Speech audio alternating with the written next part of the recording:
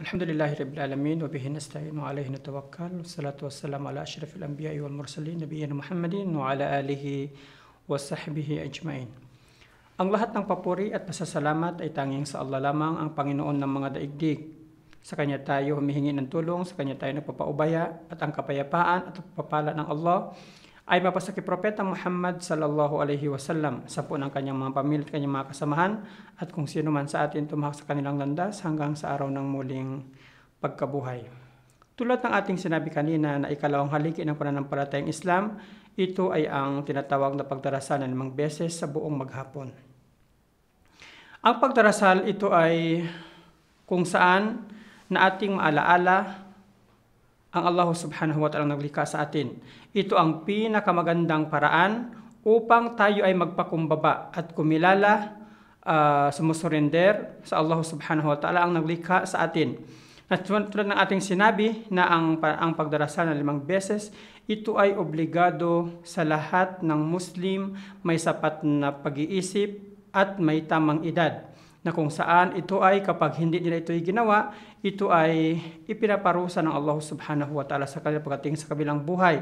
Dahil sa kabilang buhay, may mga taong nakakapasok sa impyerno at tinanong sila ng mga tao na kung bakit sila ay nakapasok sa impyerno, sasabihin nila, kami na ang mga tao na hindi nag-aalay ng pagdarasal ng 5 beses. So ang pagdarasal, mga kapatid at mga pananampalatayang Islam, lahat ng mga propeta ay isa lang ang kaparaanan na kung saan sila ay mag-aalay ng panalangin nila sa kanilang Panginoon.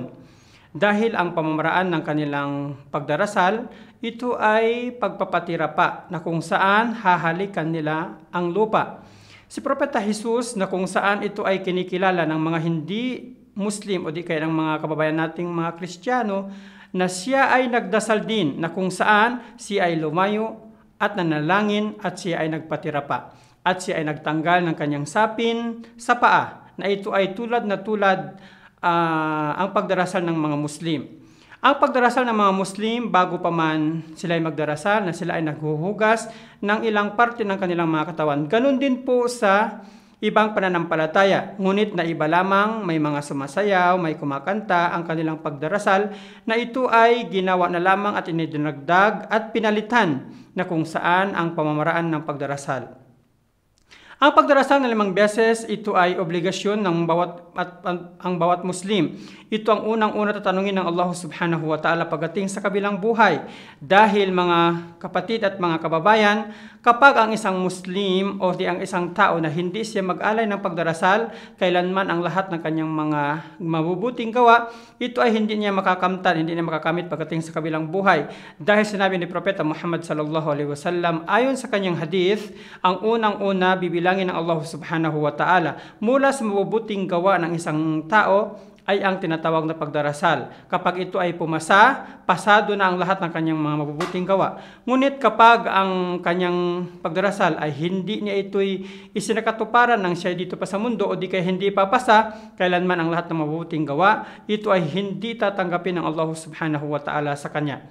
At sa pagdarasal, ito ay sinabi ni Propeta Muhammad sallallahu alaihi wasallam, ito ang ugnayan namin at mga sila. O ibig sabihin ay kanyang mga umma. Kapag kung sino man ang nag-iwan ng pagdarasal, katotohanan na siya ay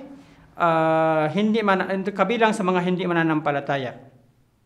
Mga ginigiliw naming tagapakinig, ang pagdarasal isa sa mga kaparaanan na ito ay paglilinis ng ating mga kasalanan. Dahil sinabi ni Propeta Muhammad sallallahu alaihi wasallam, ayon sa kanyang hadith, sinabi niya, kung hindi ba kayo nakakakita ng isang batis o di kaya isang ilog sa inyong harapan ng inyong pintuan at maliligo kayo ng 5 beses sa buong maghapon, meron pa bang matitira na ang inyong mga dumi sa inyong mga katawan? At sinabi ng mga sahaba, wala na ya Rasulullah. So sinabi ni Propeta sallam, at ganun din ang kahalintulad ng pagdarasal ng 5 beses, ito ay magbubura ng ating mga kasalanan. Mga ginigiliw naming tagapakinig, ating pong isakatuparan ang pagdarasal ng 5 beses nang sa ganun, ito ay makamit natin kung paano natin pasalamatan ng Allah subhanahu wa ta'ala na siyang naglikha sa atin, at ito ang tamang pagpapasalamat sa Kanya. Marami pong salamat.